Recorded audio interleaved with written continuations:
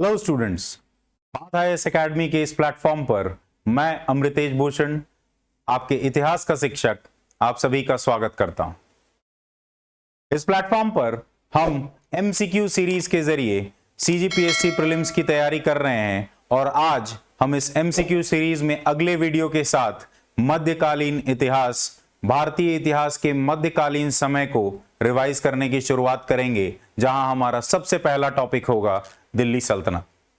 इस श्रृंखला में अब तक हमने प्राचीन भारत से संबंधित विभिन्न विषयों और विभिन्न टॉपिक्स को कवर किया है, जैसे कि पाषाण काल, सिंधु घाटी सभ्यता, मौर्य काल, मौर्योत्तर काल, गुप्त काल और गुप्तोत्तर काल को हमने अलग अलग एमसीक्यूज के जरिए इन सभी पीरियड्स को कवर किया है, जो कि आपके आने वाले एग्जाम में 11 फरवरी को बहुत ही महत्वपूर्ण भूमिका निभाएंगे। तो आज हम मध्यकालीन इतिहास की शुरुआत करेंगे और इसका सबसे पहला टॉपिक होगा दिल्ली सल्तनत। आगे बढ़ने से पहले छत्तीसगढ़ के विद्यार्थियों के लिए एक बहुत ही महत्वपूर्ण सूचना। गणतंत्र दिवस के अवसर पर पाथ आईएएस एकेडमी लेकर आया है आपके लिए एक बम्पर उपहार। ज्यादातर कई सारे विषयों पे, कई सारे कोर्सेज में आपको 50% की छूट इस गणतंत्र दिवस के अवसर पर दी जा रही है। तो आइए बढ़ते हैं हम और दिल्ली सल्तनत को महत्वपूर्ण एमसीक्यूज के जरिए इसके महत्वपूर्ण पहलुओं को कवर करेंगे और यह एक बहुत ही महत्वपूर्ण टॉपिक है आपके आने वाले प्रीलिम्स के एग्जाम के लिए। तो ध्यान से देखें और अपनी कुर्सी की पेटियां बांध लें, क्योंकि दिल्ली सल्तनत हम इस वीडियो में पूरी तरह से कवर करेंगे। शुरुआत करते हैं पहले सवाल से। दिल्ली सल्तनत में निम्नलिखित राजवंशों को कालक्रम के अनुसार व्यवस्थित करें। आपको मैं बता दूं कि दिल्ली सल्तनत में आपने पढ़ा होगा कि 5 राजवंश आए, जिसमें स्लेव वंश या मामलुक वंश, गुलाम वंश जो है सबसे पहला वंश था। दिल्ली सल्तनत की स्थापना 1206 ईस्वी में की गई है कुतुबुद्दीन ऐबक के द्वारा, जिसने मामलुक वंश या स्लेव वंश की स्थापना की। उसके बाद आपका आता है खिलजी वंश, खिलजी वंश के बाद आता है तुगलक वंश, तुगलक वंश के बाद आता है आपका सैयद, और सैयद के बाद अंतिम में आते हैं लोधी वंश।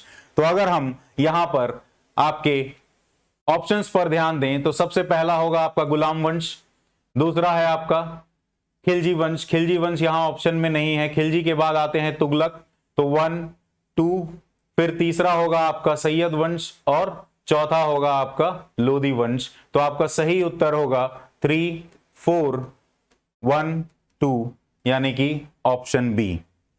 अलग अलग वंशों के बारे में, उनके कालक्रम के बारे में हमें जरूर जानकारी होनी चाहिए, क्योंकि कालक्रम से ही कई बार हमें कई सवाल जो हैं उसमें एलिमिनेशन करने में आसान होता है। तो यहां पर आप देख सकते हैं कि 5 जो राजवंश थे उनके कालक्रम क्या थे।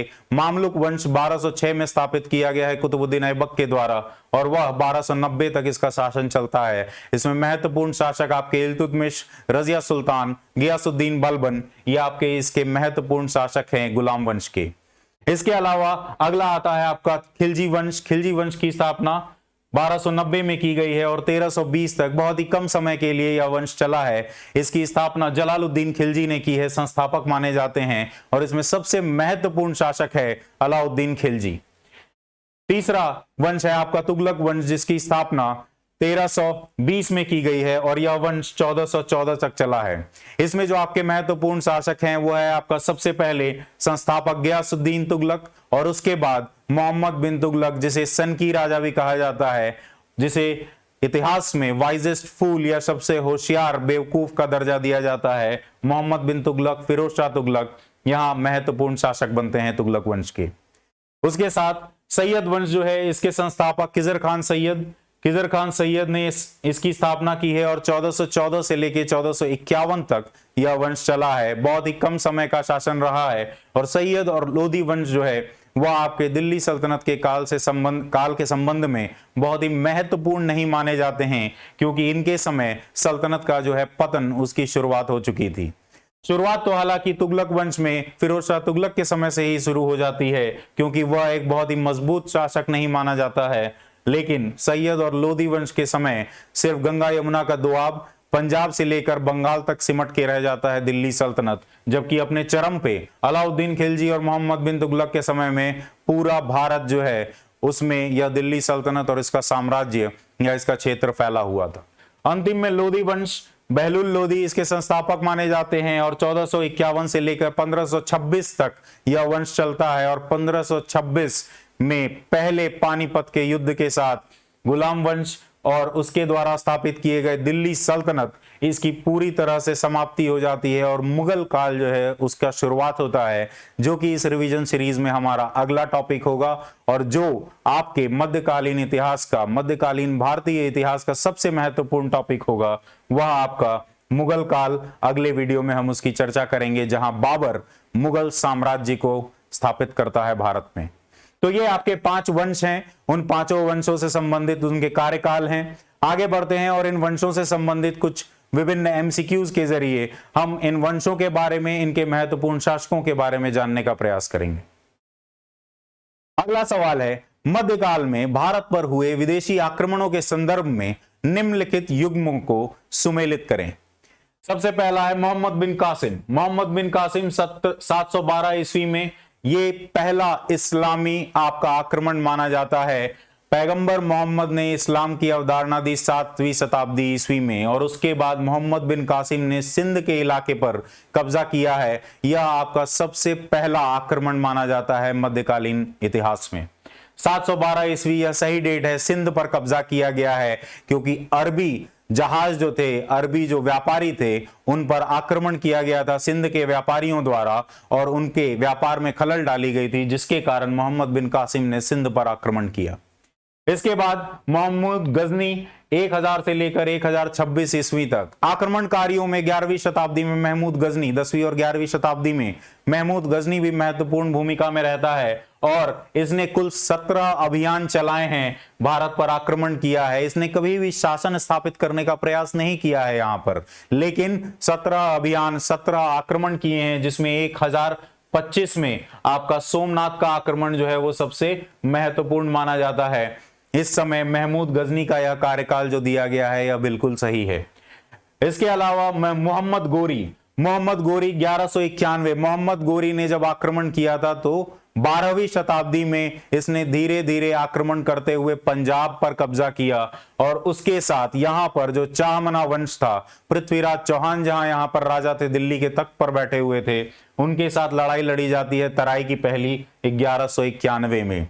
2 तराई की लड़ाइयां लड़ी गई हैं पृथ्वीराज चौहान और मोहम्मद गोरी के बीच में, जिसमें पहली लड़ाई में मोहम्मद गोरी की हार हुई है 1191 में और 1192 में दूसरी लड़ाई में पृथ्वीराज चौहान की हार हुई है, राय पिथौरा की हार हुई है और उसके बाद यहां पर गुलाम वंश की स्थापना करने की शुरुआत कर दी गई है। तुर्की सुल्तानों का यहां पर साम्राज्य विस्तार हुआ है। हालांकि मोहम्मद गोरी कभी भी दिल्ली सल्तनत का राजा नहीं बना। इसका जो सबसे पसंदीदा गुलाम था कुतुबुद्दीन ऐबक, उसने गुलाम वंश की शुरुआत की थी 1206 में। और अंतिम में आक्रमणकारियों में बाबर आता है 1526 में। जैसा कि मैंने अभी थोड़ी देर पहले आपको कहा कि पहला पानीपत का युद्ध, पहली पानीपत की लड़ाई जो है वो 1526 में ही लड़ी गई थी। तो यह चारों युग्म जो हैं वो आपके सही हैं। ऊपर दिए गए युग्मों में से कौन सा सही सुमेलित है? तो आपका सही उत्तर है ऑप्शन डी। आइए इन विभिन्न आक्रमणकारियों के बारे में, इनसे संबंधित विभिन्न इलाकों के बारे में, इनके अभियानों के बारे में संक्षेप में चर्चा करते हैं। सबसे पहले अगर हम बात करें तो जैसा कि मैंने कहा, सिंध पर आक्रमण किया था मोहम्मद बिन कासिम ने 712 में और यहां पर मैंने आपको बताया कि अरब जहाज जो थे उनको लुटेरों ने लूट लिया था और इन लुटेरों को आपने, यानी कि सिंध के राजा ने मना कर दिया था कि मैं इन लुटेरों को आपको समर्पित नहीं करूंगा, आपको नहीं, आपके हवाले नहीं करूंगा। तो इसलिए देबोल पर, जो कि सिंध में एक क्षेत्र है, उस पर आक्रमण किया 712 में मोहम्मद बिन कासिम ने। इसके बाद इसने निरुन, रेवाड़, ब्रह्मानबाद, आलोर और मुल्तान पर भी कब्जा किया है मोहम्मद बिन कासिम ने इस समय में 8वीं शताब्दी ईस्वी में। आगे बढ़ते हैं और टर्किश इन्वेजन्स की अगर बात करें, तुर्की आक्रमण की अगर बात करें तो तुर्की आक्रमणकारियों में सबसे पहला आता है मोहम्मद गजनी, जो गजनी अफगानिस्तान में, जिसने गजनविड एम्पायर या साम्राज्य की स्थापना की। और महमूद गजनी के अभियान जो हैं 1000 से लेकर 1026 तक चले हैं, जिसमें इसने 17 अभियान चलाए। इसमें अगर हम बात करें कहां कहां इसने लूटा है, तो सबसे पहला जो इसका अभियान था वो हिंदू शाही शासक जयपाल के खिलाफ था 1001 ईस्वी में। इसके बाद मुल्तान और पंजाब पर भी कब्जा करने का काम किया है और उसको अपने गजनवी साम्राज्य में मिलाने का काम किया है 1004 से 1006 के बीच में महमूद गजनी ने। इसके बाद 14 से 19 के बीच में इसने कई जगहों पर मंदिरों को लूटने का काम किया है। उदाहरण के तौर पर आप देख सकते हैं नगरकोट, थानेसर, मथुरा, ये सारे इलाके जो हैं इनमें 1014 से लेकर 1019 के बीच में इन जगहों पर आक्रमण किया गया है और मंदिरों को लूटा गया है। इसमें एक महत्वपूर्ण उदाहरण आपका कन्नौज भी है। जैसा कि मैंने शुरुआत में ही बताया 1025 में सोमनाथ के ज्योतिर्लिंग पर हमला किया गया था और उसको लूटा गया था और 15 दिनों तक यहां पर लूट मचाई गई थी। और 15 दिनों के बाद जब वहां का गुजरात का जो शासक था भीमा प्रथम चालुक्य वंश का शासक था जिसका राज हुआ करता था गुजरात में। भीमा प्रथम जब तैयारी कर चुका था गजनी को वापस यहां से भेजने की या उससे लड़ाई करने की, तो 15 दिनों में महमूद गजनी जो है सोमनाथ के मंदिर से वापस चला जाता है। और यह आपको ध्यान रखना है कि गजनी ने कभी भी सीधे तौर पर भारत में अपना शासन स्थापित नहीं किया है, सिवाय जो आपने यहां पर देखा पंजाब और मुल्तान को उसने अपने गजनवी साम्राज्य में मिलाने का काम किया है, लेकिन प्रशासन कभी यहां से नहीं चलाया गया। दिल्ली सल्तनत से यह संबंधित नहीं है। इसने कभी भी यहां पर एम्पायर बनाने की कोशिश नहीं की है, लेकिन इसके आक्रमणों से, निरंतर आक्रमणों से यह जो है भारतीय डिफेंस की कमजोरी जो है वह उजागर होती है कि उत्तर पश्चिम के क्षेत्र में राजा जो हैं बहुत कमजोर हैं और आप अगर बाहर से आकर आक्रमण करना चाहते हैं तो उसके लिए रास्ता पूरी तरह से खुला है। यह बात इसने साबित कर दी अपने अभियानों से। आगे बढ़ते हैं और गोरी की बात करते हैं। महमूद गजनी के बाद, उसके वंशजों के बाद जब नाकाबिल वंशज आ गए थे तो गजनी में ही महमूद गोरी जो है वह शासन पे, तख्त पे आता है 1173 में। और इसके बाद इसने शुरुआत की है अपने अभियानों की भारत में अभियानों की शुरुआत इसने मुल्तान से की है, जब 1175 में गजनवी के प्रांत को इसने सीधे तौर पर कब्जा किया है, एनेक्स किया है। इसके साथ साथ गुजरात को भी इसने एनेक्स करने का प्रयास किया है, लेकिन इस समय जो चालुक्य शासक भीमा द्वितीय हैं उन्होंने इसके आक्रमण को कम कर दिया है, वापस करने का काम किया है और इस जंग को अहिलवारा का जंग या अहिलवारा की लड़ाई कहा जाता है, जो भीमा द्वितीय चालुक्य शासक और मोहम्मद गोरी के बीच में लड़ा गया है, जिसमें मोहम्मद गोरी को शिकस्त मिली है, भीमा द्वितीय के द्वारा शिकस्त दी गई है। इसके बाद 1186 तक लाहौर पर कब्जा कर लिया गया है और पेशावर का कब्जा जो है वो 1179-80 में किया गया है और धीरे धीरे यहाँ के महत्वपूर्ण किले जो हैं, जैसे कि आपका सियालकोट है, देवोल है, इन सभी किलों पर कब्जा किया गया है और 1190 तक मुल्तान, सिंध, पंजाब, इन सभी इलाकों पर कब्जा किया है आपके महमूद गोरी ने। और 1190 तक जब यह पंजाब तक आ जाता है, सिंध, मुल्तान तक आ जाता है, तब इसका टकराव होता है इस समय के चौहान शासक पृथ्वीराज चौहान या पृथ्वीराज तृतीय, जो कि राय पिथौरा के नाम से भी जाने जाते हैं, उनके साथ इसकी लड़ाई होती है, आमना सामना होता है। और यह लड़ाई की शुरुआत होती है भटिंडा के कारण कि भटिंडा के किले पर किसका शासन रहेगा। यह पंजाब और दिल्ली के बीच का एक क्षेत्र है आज भटिंडा, वहां पर आपको इनके बीच में लड़ाई लड़ी जाती है। उसके कारण तराई की लड़ाई पहली लड़ी जाती है 1191 में, जिसमें मैंने कहा कि महमूद गोरी जो है उसको असफलता मिली थी, उसको हार का सामना करना पड़ा था और बहुत ही अच्छे तरीके से उसको हराया गया था और वह मरते मरते बचा था इस समय। लेकिन एक ही साल बाद उसने अपने सेना का पुनर्गठन किया और दोबारा आक्रमण किया 1192 में और 1192 में तराई की दूसरी लड़ाई लड़ी जाती है और इसमें यह एक बहुत ही महत्वपूर्ण टर्निंग पॉइंट माना जाता है भारतीय इतिहास का, क्योंकि इसके बाद भारत में इस्लामी शासन की शुरुआत होगी। और यहां पर इसलिए तराई की लड़ाई, क्योंकि तराई की लड़ाई में पृथ्वीराज चौहान जो है उनकी हार हुई थी और महमूद गोरी ने अपना शासन दिल्ली पर स्थापित किया था। हालांकि महमूद गोरी कभी भी शासन उसने दिल्ली से नहीं चलाया, उसने यहाँ का राजकाज जो है वह अपने गवर्नर और पसंदीदा गुलाम कुतुबुद्दीन ऐबक के हाथ में दे दिया और वापस गजनी चला गया। इसके बाद दोबारा कुछ साल बाद आता है गजनी और माफ कीजिएगा, गोरी जो है इसके बाद कुछ साल बाद आता है और 1194 में 2 साल बाद चांदवार की लड़ाई लड़ी जाती है। इसे कन्नौज की लड़ाई भी कहते हैं। कन्नौज पति जयचंद के साथ यह लड़ाई लड़ी गई थी और जयचंद को बुरी तरह से हराया है इसमें महमूद गोरी ने। माना जाता है इतिहासकारों के द्वारा कि जयचंद उनमें से थे जिन्होंने निमंत्रण दिया था महमूद गोरी को पृथ्वीराज चौहान पर आक्रमण करने के लिए, लेकिन इस पर कब्जा करने के बाद, दिल्ली पर कब्जा करने के बाद जयचंद ने, महमूद गोरी ने जयचंद पर भी आक्रमण किया और उसे निर्णायक रूप से हराया। जयचंद जो है इस समय आपका गढ़वाल वंश का शासक है जिसकी राजधानी कन्नौज है। वह महमूद गोरी का समकालीन शासक है। तो इस तरह से तराई और चांदवार की लड़ाई के द्वारा यहां पर इस्लामी शासन दिल्ली में स्थापित किया गया है और यहां का राजकाज जो है वह पूरी तरह से कुतुबुद्दीन ऐबक के हाथ में दिया गया है। और 1206 में उसकी मृत्यु के बाद, महमूद गोरी 1206 में अचानक मर जाता है और 1206 में उसकी मृत्यु के बाद कुतुबुद्दीन ऐबक जो है वह लाहौर में सल्तनत की स्थापना करता है, गुलाम वंश की शुरुआत करता है और उसकी राजधानी लाहौर होती है। यह बिल्कुल अपने दिमाग में इस बात को गांठ बांध लें कि दिल्ली सल्तनत की पहली राजधानी लाहौर थी। कुतुबुद्दीन ऐबक ने कभी भी दिल्ली से शासन नहीं चलाया है।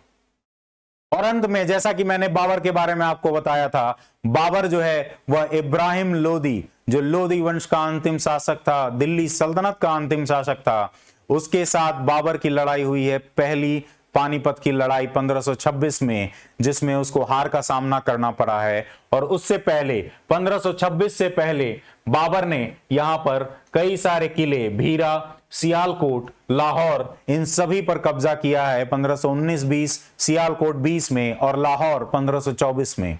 इस तरह से पंजाब में उसने पहले अपना स्थापत्य बनाया और उसके बाद अपने शासन को स्थापित करने के बाद वहां पर धीरे धीरे जो है वह दिल्ली की ओर बढ़ा। और यहां पर बाबर के लिए माना जाता है कि महाराणा सांगा जो मेवाड़ के राजा हुआ करते थे और दौलत खान लोदी जो आपका अफगान का गवर्नर हुआ करता था, इन इलाकों का गवर्नर, पंजाब का गवर्नर हुआ करता था, उसने यहां पर निमंत्रण दिया था बाबर को कि वो आए और यहां पर इब्राहिम लोदी के खिलाफ अभियान चलाए और उसमें जो जीत हासिल होगी उसको बांट के ये दोनों भाई खा लेंगे, आपका दौलत खान लोदी और यहां पर बाबर। इसके साथ साथ आपके जो महाराणा सांगा हैं, इतिहासकारों का मानना है, बाबर ने खुद अपनी किताब तुजुक बाबरी में लिखा है कि महाराणा सांगा ने उन्हें निमंत्रण दिया था कि वो इब्राहिम लोदी पर आए, हमला करे और इब्राहिम लोदी से आगरा का जो इलाका है, वह आगरे का इलाका जो है वो मेवाड़ को दे दे और दिल्ली में अपना शासन स्थापित करे।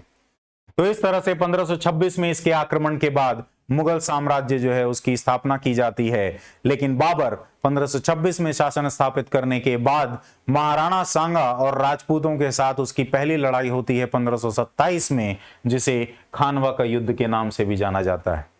खानवा की लड़ाई में महाराणा सांगा जो है उनकी शिकस्त हुई थी और मुगल साम्राज्य जो है वह पूरी तरह से स्थापित किया गया है बाबर के द्वारा 16वीं शताब्दी में। आगे बढ़ते हैं अगले सवाल की तरफ।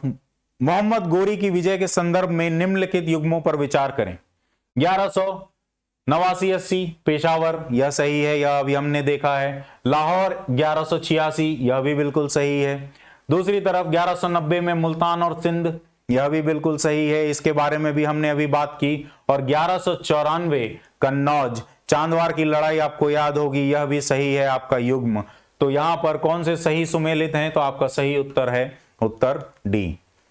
ठीक है, यहां पर आप देख सकते हैं कि किस तरह से विभिन्न अभियान जो हैं चलाए गए हैं मोहम्मद गोरी के द्वारा। मोहम्मद गोरी जो है उसे शहाबुद्दीन मोहम्मद या मुइजुद्दीन मोहम्मद के नाम से भी जाना जाता है और घूर का मोहम्मद भी कहा जाता है। इसका असली नाम शहाबुद्दीन मोहम्मद या मुइजुद्दीन मोहम्मद भी है। और इसके विभिन्न अभियान जो हैं इनके बारे में हमने बात की। और गंगा यमुना दोआब में यहां पर इनके महमूद गोरी और पृथ्वीराज चौहान के बीच में जो है लड़ाई लड़ी जाती है, तराई की लड़ाई, जिसके बारे में हम बात कर चुके हैं। आगे बढ़ते हैं अगले सवाल की तरफ। दिल्ली सल्तनत की स्थापना के संदर्भ में निम्नलिखित कथनों पर विचार करें। सल्तनत की स्थापना 1206 में कुतुबुद्दीन ऐबक ने की थी और इसकी राजधानी दिल्ली था। यह स्टेटमेंट यहां तक तो बिल्कुल सही है, लेकिन जैसे ही राजधानी की बात आती है, मैंने आपको अभी बताया कि यह स्टेटमेंट गलत हो जाएगा, क्योंकि कुतुबुद्दीन ऐबक की राजधानी दिल्ली नहीं लाहौर थी। आगे बढ़ते हैं, दूसरे कथन की ओर चलते हैं। कुतुबुद्दीन ऐबक मोहम्मद गजनी के सेनापति थे। यह भी बिल्कुल गलत है। यह सेनापति किसका था? यह गुलाम था महमूद गोरी का, ना कि महमूद गजनी का। इसके अलावा तीसरा कथन है कुतुब मीनार का निर्माण उनके शासनकाल में शुरू हुआ था। क्या यह सही है? बिल्कुल सही है। इसका निर्माण सही शुरुआत हुई थी इसकी शासनकाल में कुतुबुद्दीन ऐबक के, और कुतुबुद्दीन बख्तियार काकी जो है उनको समर्पित किया गया था या कुतुब मीनार। हालांकि यह बात आपको ध्यान रखनी है, इसके बारे में आगे भी हम चर्चा करेंगे कि कुतुब मीनार जो है उसकी शुरुआत भले ही कुतुबुद्दीन ऐबक के समय में हुई है, लेकिन उसको खत्म करने का काम जो है इल्तुतमिश के समय में, जो कि उसके बाद शासक बना है गुलाम वंश का, उसके समय में की गई है। तो ऊपर दिए गए कथनों में से कौन सा सही नहीं है? कौन सा सही नहीं है? तो 1 और 2 आपका सही नहीं है। आपका सही उत्तर है ऑप्शन ए। कुतुबुद्दीन ऐबक के बारे में कुछ बातें देखें तो यह एक टर्किश स्लेव था, गुलाम था मुइजुद्दीन मोहम्मद का, महमूद गोरी का। इसके साथ साथ इसकी राजधानी लाहौर थी, और सुल्तान ने लख बख्श की उपाधि जो है उसको ग्रहण किया था। लाखों को देने वाला, इसकी उदारता के लिए, इसकी चैरिटी के लिए इसे लख बख्श की उपाधि दी गई थी। और इसके दरबारी कवि हैं हसन निजामी, जो कि कुतुबुद्दीन ऐबक के समय में यहां दरबार में थे, और इन्होंने महत्वपूर्ण ब्यौरा दिया है अपने साहित्य के जरिए, अपने इतिहासी रचनाओं के जरिए, कि किस तरह से हमें पता चलता है कि महमूद गोरी और उसके बाद कुतुबुद्दीन ऐबक के बारे में हमें इनकी किताब से पता चलता है। आगे बढ़ें तो कुतुबुद्दीन ऐबक के मर जाने के बाद उनके बेटे आरम शाह को लाहौर की गद्दी पर बैठाया गया था।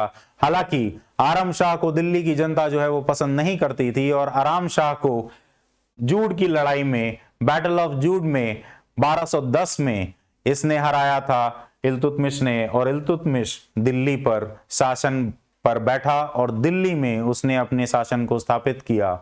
इस कारण से भी असली संस्थापक गुलाम वंश का या दिल्ली सल्तनत का असली संस्थापक आपका इल्तुतमिश माना जाता है, जिसने आराम शाह को हरा के राजधानी जो है उसको स्थानांतरित किया लाहौर से दिल्ली, और यहां पर उसने विभिन्न तरह की प्रशासनिक व्यवस्था बनाई, जैसे कि इक्ता, चिहलगनी, इन सब की शुरुआत इल्तुतमिश ने की थी जब वह दिल्ली की गद्दी पर बैठा।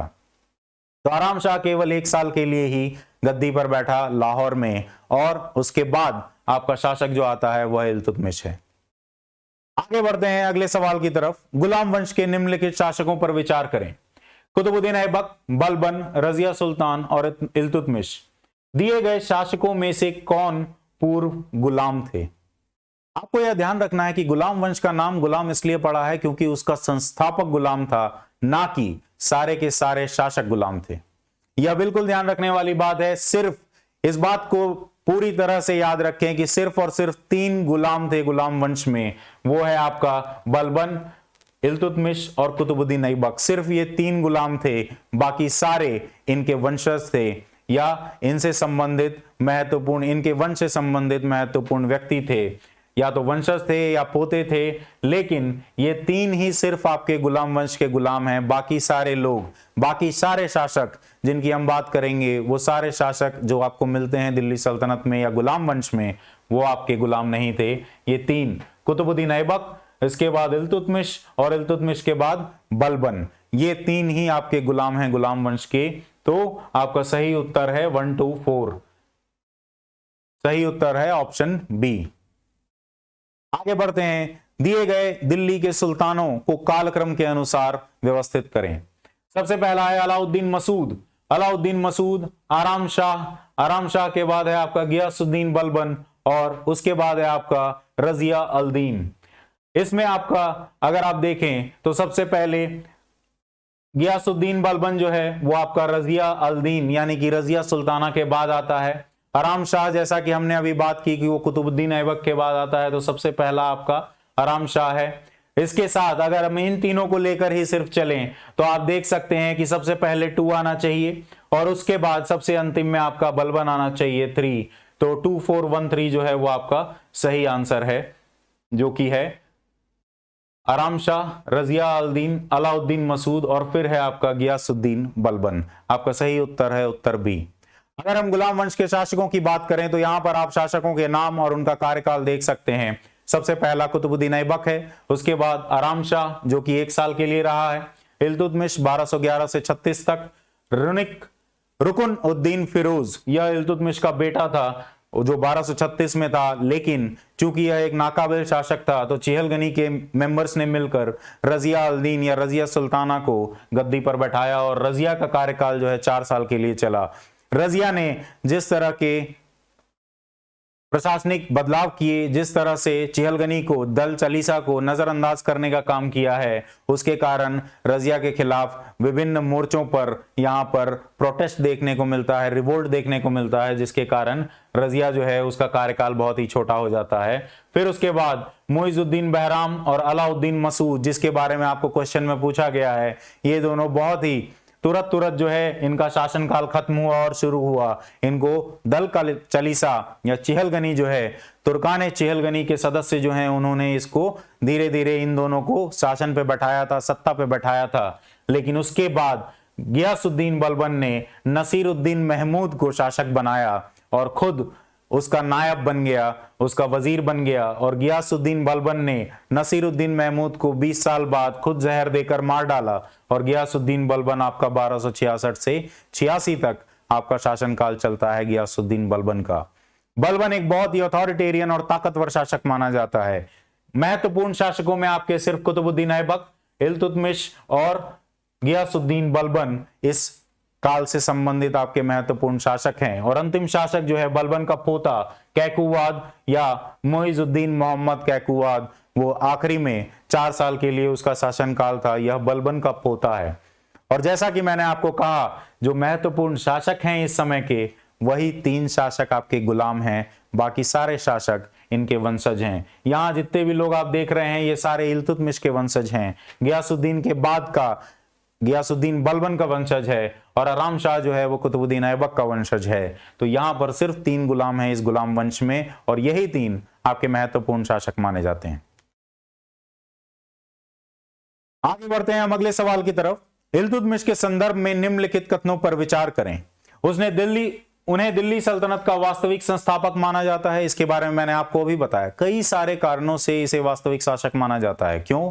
क्योंकि पहले तो दिल्ली को राजधानी बनाने का काम, दिल्ली सल्तनत का नाम दिल्ली सल्तनत तभी पूरी तरह से चरितार्थ हो पाएगा जब दिल्ली में उसकी राजधानी होगी। तो राजधानी को स्थानांतरण करने का काम जो है वो इल्तुतमिश ने किया है। इसके अलावा इसने दिल्ली में जो है पहली बार सल्तनत के सिक्के जो हैं वो लागू किए हैं, टंका और जित्तल। टंका जो है वो आपका चांदी का सिक्का हुआ करता था, जित्तल जो है वो आपका कॉपर का सिक्का हुआ करता था। इन दोनों को लागू करने का काम जो है इल्तुतमिश के समय में किया गया है। नहीं तो ऐबक के समय पहले के जो सिक्के थे वही चला करते थे। इसके बाद चंगेज खान जो है उसका समकालीन शासक था और चंगेज खान के खौफ से या आक्रमण से बचाए रखने का काम भी इल्तुतमिश ने अपने साम्राज्य का किया है। इसके कारण भी इसे दिल्ली सल्तनत का वास्तविक शासक माना जाता है, क्योंकि चंगेज खान जो है उसका आक्रमण हो जाता अगर यहां पर जो है आपका जलालुद्दीन मंगबरानी, जो ख्वारिज्म साम्राज्य हुआ करता था मध्य एशिया में, वहां का जलालुद्दीन मंगबरानी यहां पर शरणार्थी बन के आया था इल्तुतमिश के पास, क्योंकि चंगेज खान ने उसका साम्राज्य उससे छीन लिया था। लेकिन चूंकि इल्तुतमिश का दिल्ली सल्तनत जो है वो बहुत ही कमजोर था, अभी शुरुआती दौर में था, इनकी सेना, इनकी फौज, ये इसके पास इतना बड़ा बल नहीं था कि चंगेज खान का मुकाबला कर सके, तो शरण देने से इल्तुतमिश ने मना कर दिया था, जिसके कारण चंगेज खान का खौफ जो है या चंगेज खान के वार से दिल्ली सल्तनत बचा रहा। तीसरा कथन है कुतुब मीनार की वर्तमान संरचना उनके शासनकाल के दौरान पूरी हुई थी। यह कथन जो है यह पूरी तरह से सही होता अगर फिरोज शाह तुगलक ने आखिरी के 2 मंजिल को दोबारा नहीं बनवाया होता। आपको यह ध्यान रखना है कि कुतुब मीनार में कुल मिलाकर 5 मंजिल हैं और इन 5 मंजिलों में कुतुबुद्दीन ऐबक ने जब इसको बनवाना शुरू किया था तब उसने प्लान जो रखा था वो 4 मंजिल का रखा था। ऐबक के समय 1 मंजिल बनाया गया और उसके बाद इल्तुतमिश ने 3 मंजिल बनाई। इल्तुतमिश के समय 3 मंजिल बनाने का काम किया गया है और कुल मिलाकर 4 मंजिल बने थे जब इल्तुतमिश के समय कुतुब मीनार पूरा किया गया था। किसी कारणवश कुतुब मीनार की चौथी मंजिल जो है वो टूट गई थी और फिरोज शाह तुगलक के समय में चौथी और पांचवी मंजिल को एक नया मंजिल जोड़ा गया है और चौथी मंजिल जो है उसको दोबारा बनाया गया है। और यहां पर एक फर्क और है कि ये जो ऐबक और इल्तुतमिश के समय जो मंजिलें बनी हैं वो आपकी लाल बलुआ पत्थर से बनी है, रेड सैंडस्टोन से बनी है, जबकि आपका फिरोज शाह तुगलक के समय में जो चौथी और पांचवी मंजिल बनी है वह आपकी संगमरमर की मंजिल है। तो यहां पर आप देख सकते हैं कि वर्तमान संरचना जो है, जो आज आप कुतुब मीनार देखेंगे उसमें ऊपर के 2 मंजिल जो हैं वो संगमरमर और लाल बलुआ पत्थर दोनों से बने हैं, जबकि ऐबक और इल्तुतमिश के समय जो संरचना बनाई गई थी वो सिर्फ लाल बलुआ पत्थर से थी और उसमें सिर्फ 4 मंजिल हुआ करते थे। तो यह कथन जो है वह आपका गलत है। क्वेश्चन है आपका ऊपर दिए गए कथनों में से कौन सा कथन सही है, तो आपका सही ऑप्शन है ऑप्शन ए 1 and 2 ओनली। आइए इसी के साथ मैंने ज्यादातर जानकारी आपको इल्तुतमिश के संदर्भ में दे दी है, लेकिन और भी चीजें हम जानने का प्रयास करते हैं इल्तुतमिश से संबंधित। उससे पहले हम एक और इल्तुतमिश से संबंधित प्रश्न देखेंगे। इल्तुतमिश के संदर्भ में निम्नलिखित कथनों पर विचार करें। उसने सल्तनत में पहली मुद्रा चलाई थी, मैंने आपको अभी बताया टंका और जित्तल के बारे में, यह कथन बिल्कुल सही है। दूसरा कथन, उसने इक्ता प्रणाली की स्थापना की जो सल्तनत की प्रशासनिक इकाइयां थीं, यह भी बिल्कुल सही है। मैंने आपको बताया कि इक्ता और चेहलगनी ये 2 प्रशासनिक बदलाव जो है वो इल्तुतमिश के समय में किए गए थे। चेहलगनी को तुर्कान चेहलगनी या दल चालीसा भी कहा जाता है। यह 40 प्रमुख लोगों का, 40 तुर्क आमीरों का एक गुट हुआ करता था जो उस समय केंद्रीय मंत्रिमंडल के रूप में काम किया करता था। इसकी स्थापना इल्तुतमिश के समय में की गई थी। वहीं दूसरी तरफ इक्ता प्रणाली जो है वह सामंतवादी व्यवस्था थी, जहां इक्तेदारों को इक्ता की जागीर दी जाती थी और इन इक्तेदारों को पूरे भूमि अनुदान दिए जाते थे, इनके पास भूमि के अधिकार होते थे, इन्हें कानून व्यवस्था बनाए रखनी पड़ती थी, इन्हें सुल्तान के लिए सेना जो है उसका रखरखाव करना पड़ता था और इन सब चीजों के बदले उन्हें राजस्व इकट्ठा करने का अधिकार होता था, जिसमें अपनी तनख्वाह काटकर उन्हें बाकी राजस्व जो है अपने इक्ते का राजस्व उन्हें जमा कर देना होता था सुल्तान के खजाने में। इसके साथ साथ उनकी मंत्री परिषद को तुर्कान चेहलगनी कहा जाता है, यह कथन भी सही है। तो ऊपर दिए गए कथनों में से कौन सा कथन सही है? आपका सही उत्तर है ऑप्शन डी। आगे बढ़ते हैं। शमशुद्दीन इल्तुतमिश, इल्तुतमिश का पूरा नाम, इसने स्थानांतरण किया है। इसके साथ साथ जब मोहम्मद गोरी मरा तो उसके साथ इसके कई सारे कमांडर थे, उसके कई सारे गुलाम थे जो महत्वपूर्ण थे। उसमें से आपका याल्दोज, कब्चा और अली मर्दन जो है बंगाल में था। याल्दोज जो है उसको इल्तुतमिश ने हराने का काम किया 1215 में तराई की लड़ाई में, और इसी तरह से 1217 में कब्चा को पंजाब से हटाने का काम भी इल्तुतमिश ने किया अपने कार्यकाल में। इसके साथ जैसा कि मैंने चंगेज खान के बारे में आपको बताया था, जलालुद्दीन मांगबरानी जो है 1221 में शरण मांगने आया था और उसको मना कर दिया था इल्तुतमिश ने, क्योंकि वह अभी तैयार नहीं था चंगेज खान का सामना करने के लिए। इसके अलावा कंसोलिडेट करने का काम भी किया है दिल्ली सल्तनत को और विभिन्न इलाकों पर कब्जा किया गया है, जैसे 1226 में रणथंभौर और 1231 तक मांडौर, जालौर, बयाना और ग्वालियर जैसे क्षेत्रों पर कब्जा किया गया है इल्तुतमिश के कार्यकाल में। इसके अलावा इसने अपने पूरे अंपायर को, पूरे सल्तनत को जो है इक्तों में बांटा और इक्तों की जागीर जो है वो इक्तेदारों को दी, जिन्हें मुक्ति या वली भी कहा जाता था। इसके अलावा केंद्रीय मंत्रिमंडल जो है वो 40 सदस्यों का एक ग्रुप था, जिसके बारे में हमें जियाउद्दीन बरानी की किताब से पता चलता है, और इसे तुर्कान चेहलगनी कहा जाता था।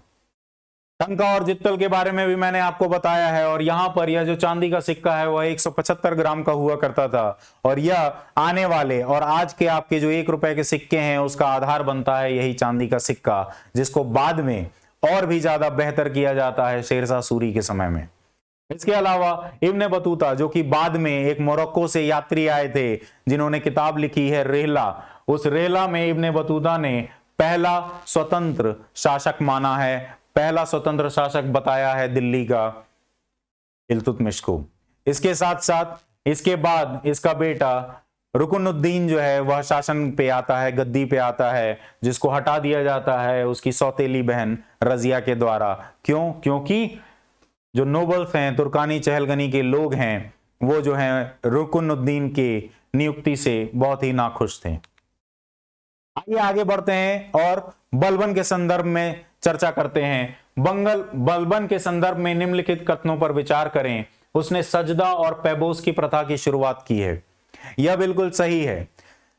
आपको सजदा जो है, सुल्तान को हमेशा सजदा करना पड़ता था। सुल्तान के सामने आपको हमेशा, आप जब भी सुल्तान को देखेंगे आप सजदा करेंगे, यानी कि पूरा कमर तक झुककर आप सजदा करेंगे, सुल्तान को सलामी देंगे। और पैबोस जो है वो आपको साष्टांग दंडवत होकर सुल्तान के पैरों को चूमना होता था। यह सजदा और पैबोस की प्रथा जो है इसकी शुरुआत की गई थी।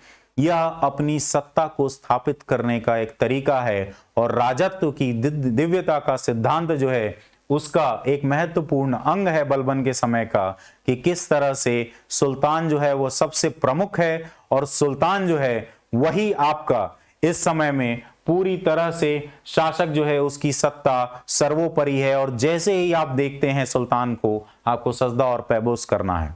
इस प्रथा की शुरुआत बलबन के समय में की गई थी। दूसरा कथन देखें, उसने चेहलगनी को भंग कर दिया। यह भी बिल्कुल सही है, चेहलगनी को भंग कर दिया गया बलबन के द्वारा, क्योंकि चेहलगनी का हस्तक्षेप जो है वह बहुत ज्यादा बढ़ रहा था। जब हम शासकों की लिस्ट देख रहे थे, वहां मैंने आपको बताया था कि चेहलगनी ने रुकनुद्दीन को हटाने का काम किया, रजिया को भी बैठाया और रजिया को भी बाद में हटा दिया गया। और उसके बाद के भी जो दो शासक हैं, उन दोनों को बैठाने का काम यहां पर चेहलगनी के द्वारा किया गया था। तो जब मंत्रिमंडल का हस्तक्षेप राजा को बनाने में किया जाता है, तो राजा की सत्ता जो है वो कमजोर होती है, उसकी ताकत कमजोर होती है। और उस कमजोरी से बचाने के लिए चेहलगनी को भंग कर दिया गया बलबन के द्वारा। और यहां पर जो नीति इस्तेमाल की है बलबन ने, बलबन की नीतियों को लौह और रक्त की नीति कहा जाता है। अपने विद्रोहियों को उसने क्रूरता पूर्वक दमन किया। और जो रक्त की नीति है, जो भी शाही खून जिसके भी अंदर नहीं है, वह किसी भी तरह से प्रशासनिक कार्यों में संलग्न नहीं हो सकता है, कार्यरत नहीं हो सकता है। इस तरह से उसने पूरी तरह से प्रशासन जो है उसके लोगों को बाहर निकाला, जो भी शाही वंशज नहीं थे।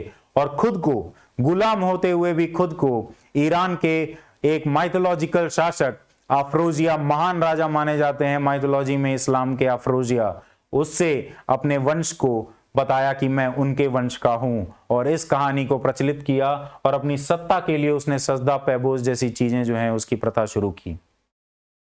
इसके अलावा तीसरा कथन जो है, सल्तनत में नवरोज उत्सव की शुरुआत की। यह भी कथन सही है। तो आपका सवाल है ऊपर दिए गए कथनों में से कौन सा सही है। आप अपने एग्जाम में यह जरूर याद रखें कि आप ये नीचे वाला सवाल हमेशा अलग से पढ़ेंगे। क्यों? क्योंकि इसमें ही कई बार लिखा रहता है कि कौन सा सही नहीं है। और अक्सर हम इस जोश में कि हमें सारे कथन जो हैं आते हैं, हमें पता है इनके बारे में, हम नीचे वाला पढ़ने की बजाय हम सीधे ऑप्शंस पे चले जाते हैं। तो आप एग्जाम में इस चीज को जरूर ध्यान रखें कि इसको आप सबसे अंत में पढ़ेंगे, जब आप सारे ऑप्शंस देख लेते हैं, सारे ऑप्शंस का आकलन कर लेते हैं कि यह ऑप्शन सही है या गलत, उसके बाद ही आप इस सवाल को, अंत के सवाल को पढ़ेंगे। क्योंकि इसमें कौन सा करेक्ट है, कौन सा इनकरेक्ट है, यह यहीं पर लिखा हुआ होता है। तो आपका सही उत्तर है option D, all of these. Ghiyasuddin Balban के बारे में बात करें तो जैसा कि मैंने बताया, रक्त और लौह की नीति इसने दी थी। सुल्तान होने के नाते इसने अपनी नोबिलिटी, इसने अपने चहलगनी के सदस्य जिनको भंग कर दिया था, उसके बाद भी जिनको महत्वपूर्ण पद दिए गए थे, उनको अपनी सत्ता जो है उनके सामने स्थापित करने के लिए इस रक्त की नीति में सुल्तान ने अपने दिव्यता के सिद्धांत को दिया। जैसा कि मैंने बताया, अफरोजिया नाम के महान शासक से अपना वंश बताया था और इसके साथ साथ चेहलगनी को भंग करने का काम किया था। सत्ता को पुनर्गठित करने के लिए इसने मिलिट्री डिपार्टमेंट जो है, सेना विभाग जो है, सैन्य विभाग जो है, उसको अलग किया और दीवाने अरीज जो है वह बनाया गया था इसके समय में, जिसका मुखिया हुआ करता था दीवाने मामलिक या अरीज मामलिक। यह दीवाने अरीज जो है, यह पहले दीवाने उंजरात या वजरात इस के अंतर्गत हुआ करता था, जो आपका फाइनेंस डिपार्टमेंट होता था। फाइनेंस डिपार्टमेंट के अंदर ही एक सब्सिडियरी डिपार्टमेंट हुआ करती थी मिलिट्री की, लेकिन मिलिट्री डिपार्टमेंट को अलग किया गया बलबन के समय में, ताकि इक्तेदारों पर ठीक से नजर रखी जा सके और उनको उनके काम, उनकी जिम्मेदारियां जो है वह पूरी तरह से लागू करवाए जा सकें एक अलग विभाग के द्वारा। अपनी अथॉरिटी दिखाने के लिए उसने पूरी तरह से कोर्ट में, दरबार में जो है अनुशासन उसको पूरी तरह से लागू किया और सजदा और पैबोस इसकी शुरुआत की और नवरोज की शुरुआत भी गियासुद्दीन बलबन के समय में की गई है। आगे बढ़ते हैं अगले सवाल की तरफ। खिलजी वंश के दिए गए शासकों को कालक्रम के अनुसार व्यवस्थित करें। जलालुद्दीन खिलजी मैंने बताया यह संस्थापक हैं। उसके बाद अलाउद्दीन खिलजी, यह भी कालक्रम के अनुसार है। उसके बाद दो जो नाकाबिल शासक आते हैं छोटे से समय में। अलाउद्दीन खिलजी का कार्यकाल जो है 1316 तक रहा है 1296 से। तो 1296 से 1316 के बाद अगर आप याद करें तो खिलजी वंश जो है वो 1320 तक रहा है। तो आखिरी के 4 साल शिहाबुद्दीन उमर और कुतुबुद्दीन मुबारक शाह खिलजी जो है वो आपके खिलजी वंश के शासक बनते हैं। तो यह आपका कालक्रम के अनुसार ही है। आपका सही उत्तर है उत्तर ए, यानी कि ऑप्शन ए।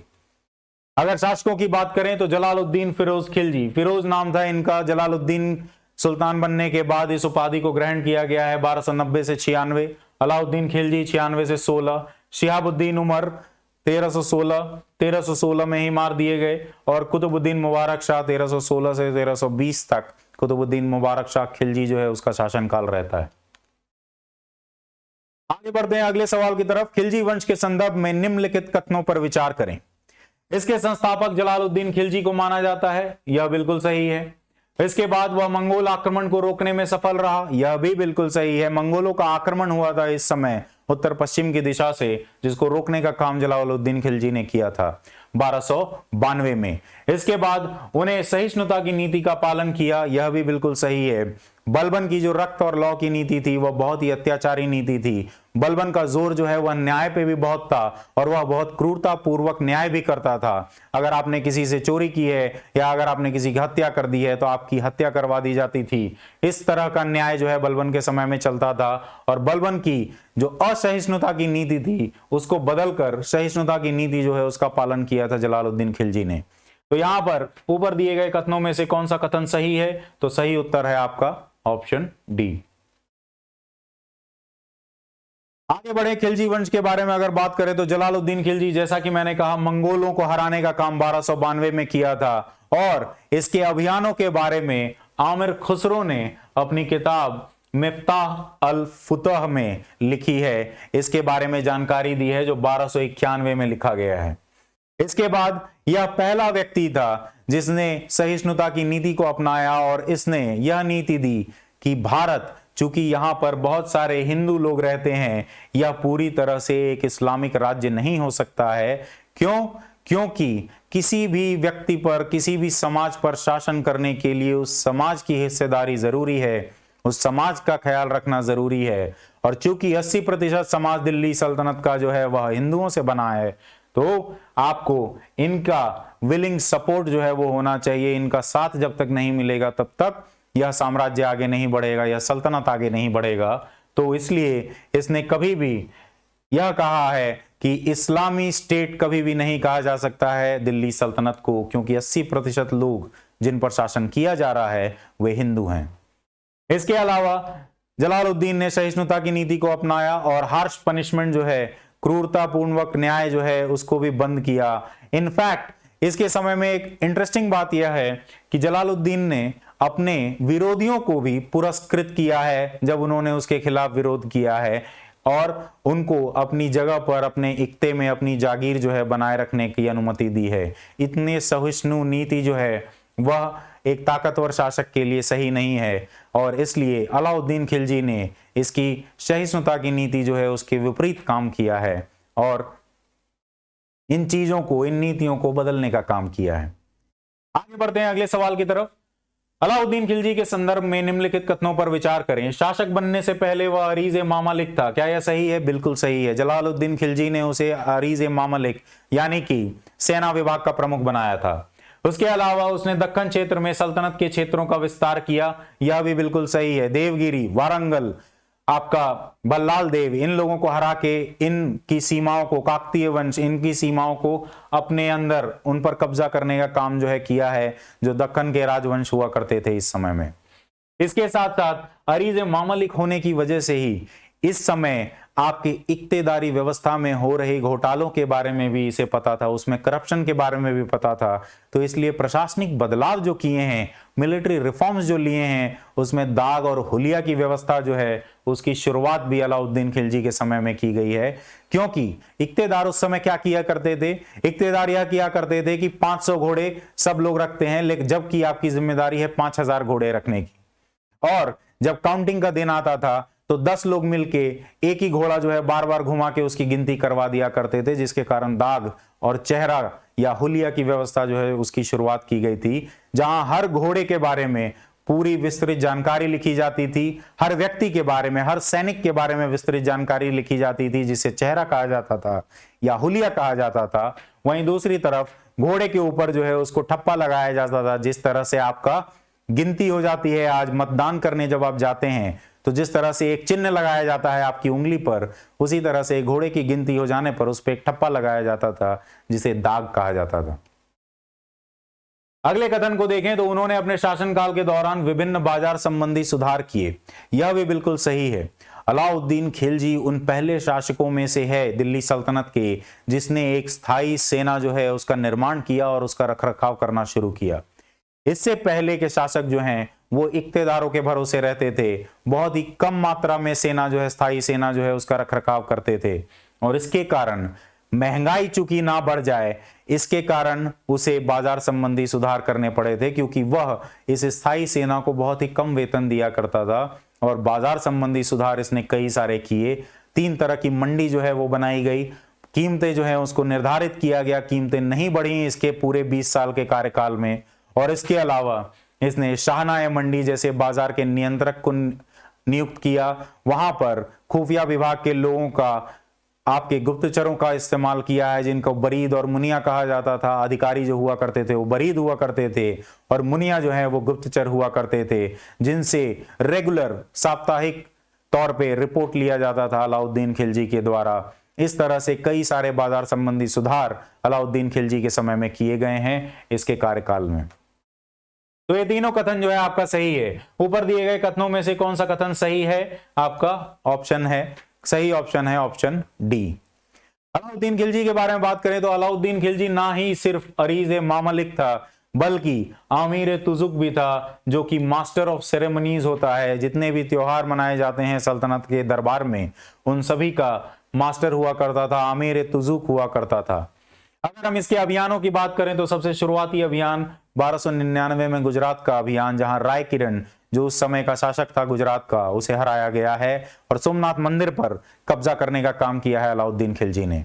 इसके बाद 1301 में रणथंभौर के हमीर देव को हराने का काम अलाउद्दीन खिलजी ने किया है। 1303 में चित्तौड़ के राजा रतन सिंह को हराने का काम किया है। और इसी चित्तौड़ से संबंधित ये है आपकी कहानी पद्मिनी की। रानी पद्मिनी जो है उनसे लगाव हो गया था अलाउद्दीन खिलजी को, और उसके लिए राजा रतन सिंह के चित्तौड़ पर कब्जा करने का काम किया है। और चित्तौड़ जो है उसका नाम बदलकर बाद में किजर खान अपने बेटे के नाम पर किजराबाद रख दिया गया है, कैजराबाद रख दिया गया है। और यही कहानी जो है चित्तौड़ की, वो मलिक महमूद जैसी, जो 15वीं शताब्दी में किताब लिखी गई है मलिक महमूद जैसी की, उस किताब में, पद्मावत नाम की किताब में आपको इसका जिक्र मिलता है चित्तौड़ का, जिसमें जौहर के हमें शुरुआती दौर के पहले साक्ष्य मिलते हैं। अलाउद्दीन खिलजी के समय में ही जो रणथंभौर में जो हराने का काम किया है, जौहर का मध्यकालीन इतिहास में जो पहला साक्ष्य है वह हमें रणथंभौर से ही मिलता है, जहां दुश्मन देश के द्वारा कब्जा कर लिए जाने के द्वारा, धर्म परिवर्तन के डर से या इज्जत लूटे जाने के डर से जो है महिलाएं जो है महल की, वो सारी की सारी एक साथ अग्नि में कूदकर अपना देह त्याग करती थीं। और इस तरह से जो किया जाता था यह जौहर कहलाता था। और जौहर का पहला साक्ष्य हमें 1301 रणथंभौर से मिलता है। चित्तौड़ से भी, पद्मावत में भी जौहर का जिक्र किया गया है, जो कि एक चित्रात्मक कहानी के रूप में इसको दिखाने का प्रयास किया गया है पद्मावत में, जो कि मलिक महमूद जैसी की किताब है, लेकिन मलिक महमूद जैसी अलाउद्दीन खिलजी के समकालीन नहीं थे, आपको याद रखना है। वे बहुत बाद में, 1 शताब्दी बाद आते हैं और 15वीं शताब्दी में इस किताब की रचना की जाती है। अलाउद्दीन खिलजी के अभियानों में आगे बढ़े तो देवगिरी, वारंगल और होयसाल राजाओं और इसके साथ साथ मदुरई, इन सभी को हराने का काम किया है। यहां पर वारंगल में आपके प्रताप रुद्र देव हैं, जो कि एक काकतीय शासक हैं, इनको हराने का काम 1309 में किया गया है। देवगिरी को हराने का काम जो है 1307 में किया गया है, और इसके साथ साथ आपके होयसाल को हराने का काम, शासकों को हराने का काम 1310 में किया गया है, जहां वीर बल्लाल देव या वीर बल्लाल तृतीय जो हैं वो आपके हार स्वीकार करते हैं और इन सब को ग्रहण और मोक्ष की नीति को अपनाया है यहाँ पे आपके अलाउद्दीन खिलजी ने। और मदुरई में भी मलिक काफूर, जो इसका महत्वपूर्ण जनरल था, सबसे गुलाम हुआ करता था, जो धीरे धीरे जनरल बना अलाउद्दीन खिलजी की सेना में, उसने मदुरई तक कब्जा करने का काम किया है। और पूरा ये जो दक्कन का अभियान है, दक्षिण भारत का अभियान है, इसकी अगुवाई मलिक काफूर ने की है। और मैं आपको मलिक काफूर के बारे में भी एक चीज बता दूं कि इसे 1000 दिनारा कहा जाता था, क्योंकि गुजरात के अभियान के बाद अलाउद्दीन खिलजी को चूंकि नायाब लोगों से, नायाब गुलामों से, नायाब गुलाम उसके लिए बहुत प्रिय होते थे, तो गुजरात के अभियान के बाद उसके जनरलों ने, उसके सेना अधिकारियों ने उसके लिए 1000 सोने के सिक्कों में, जिन्हें दीनार कहा जाता था, 1000 सोने के सिक्कों में मलिक काफूर को गुजरात के गुलाम बाजार से खरीदा था। और उसके बाद धीरे धीरे करके मलिक काफूर जो है इसका सबसे प्रिय और सबसे प्रमुख सेना कमांडर बना। और पूरे दक्कन के जो अभियान हैं, ये सारे अभियान चलाने का काम जो है मलिक काफूर ने किया है। इसके अलावा आगे बढ़ते हैं, इसके समय में समकालीन आमिर खुसरो जो हैं वो कई सारे शासकों के, 7 शासकों के समकालीन ये रहे हैं। और यहां पर इन्होंने खजाने उल फुतूह जो है इसके बारे में, इसके अभियानों के बारे में लिखा है। और अलाउद्दीन खिलजी ही है जिसने तूतीए हिंद या पैरट ऑफ इंडिया की उपाधि दी थी आमिर खुसरो को, और खुद इसने सिकंदर आजम का टाइटल जो है, उपाधि जो है, उसको ग्रहण किया।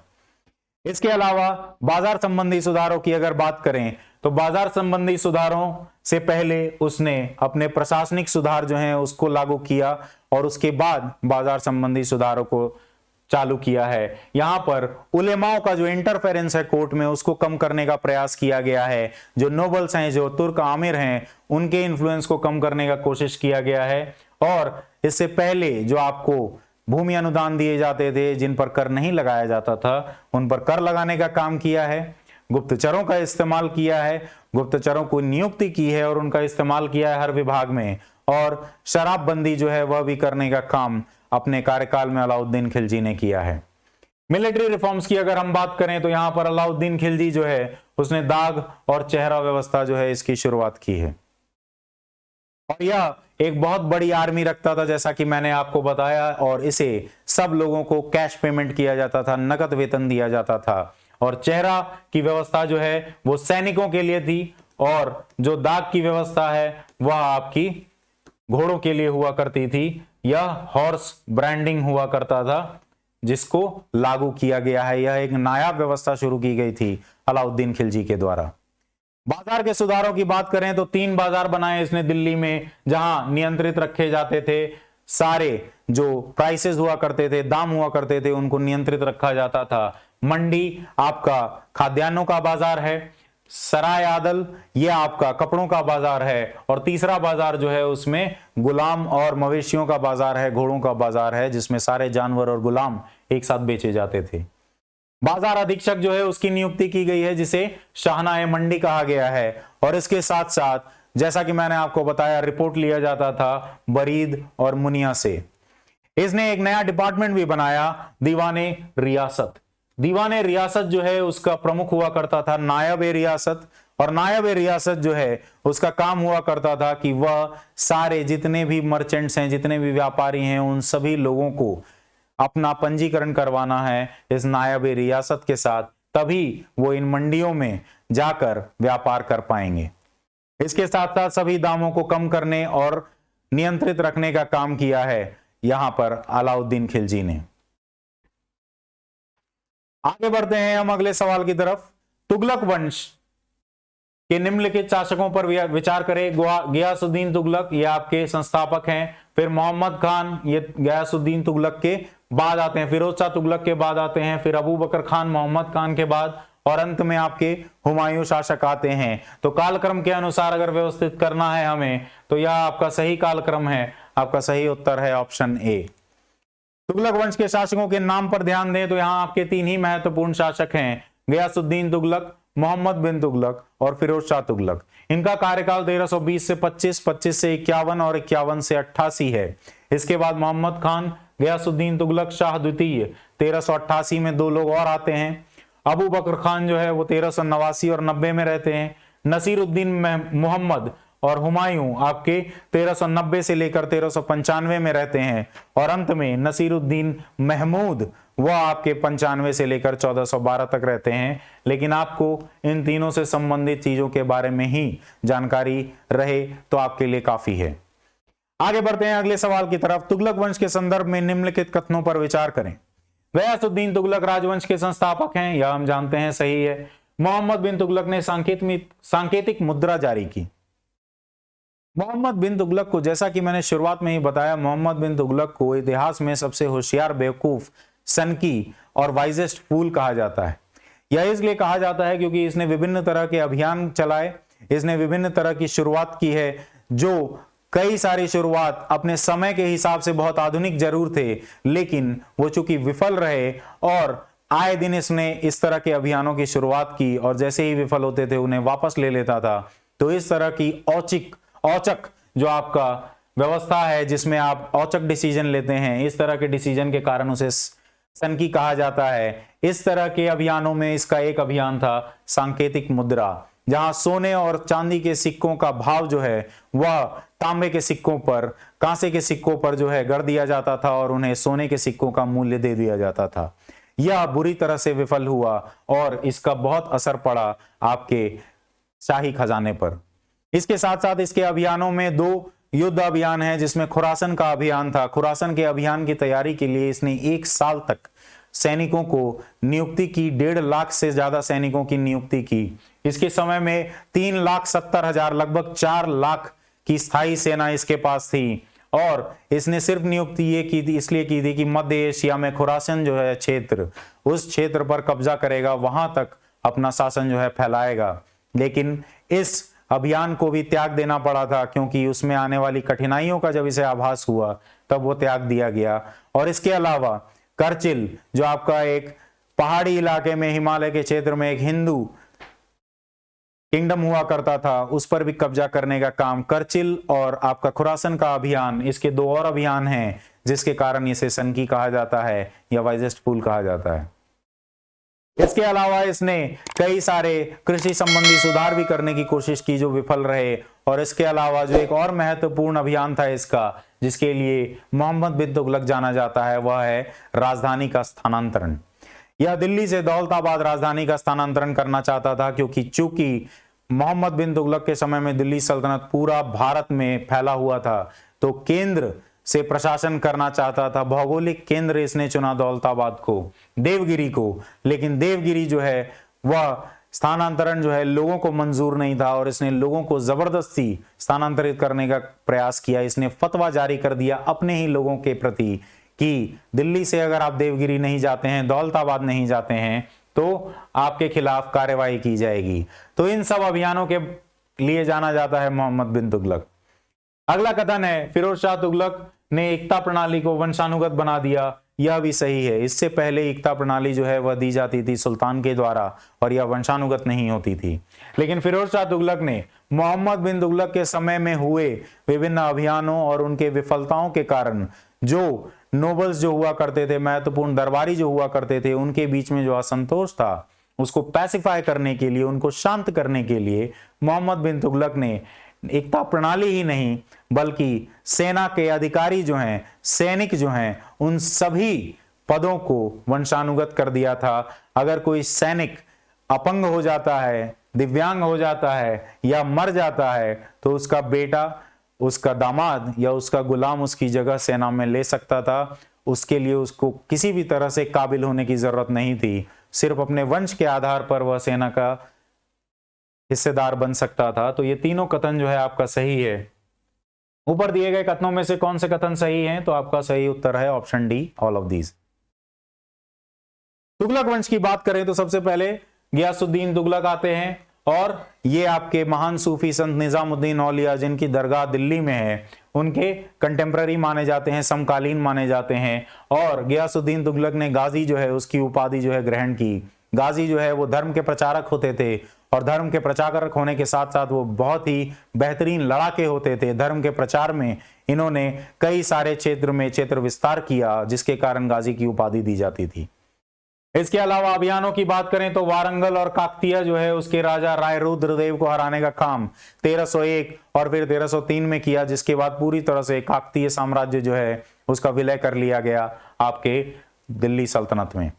इसके अलावा वारंगल जो है उसका नाम बदल के इसने सुल्तानपुर रख लिया, और तुगलकाबाद शहर बनाने का काम जो है वह भी गयासुद्दीन तुगलक ने किया है। इसके साथ साथ आमिर खुसरो ने तुगलकनामा नाम की किताब लिखी है, जो हमें गियासुद्दीन तुगलक के बारे में बताती है, उसके राइज के बारे में बताती है, किस तरह से सत्ता में वह आया।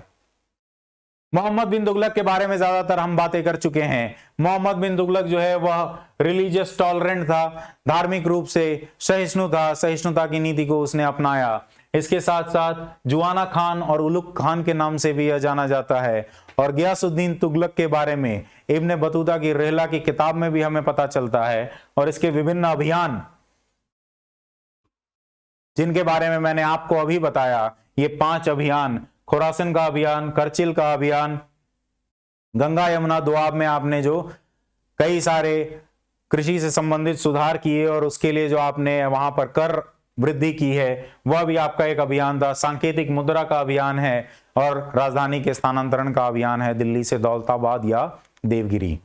इसके अलावा मोहम्मद बिन तुगलक जो है उसके इस सारे अभियानों में बहुत सारी विफलताएं हुई, और लेकिन यहां पर हम देखेंगे कि उसने स्थापत्य के रूप में भी काफी महत्वपूर्ण योगदान दिया है, जब उसने जहांपना का शहर जो है दिल्ली का, यह चौथा शहर है दिल्ली का।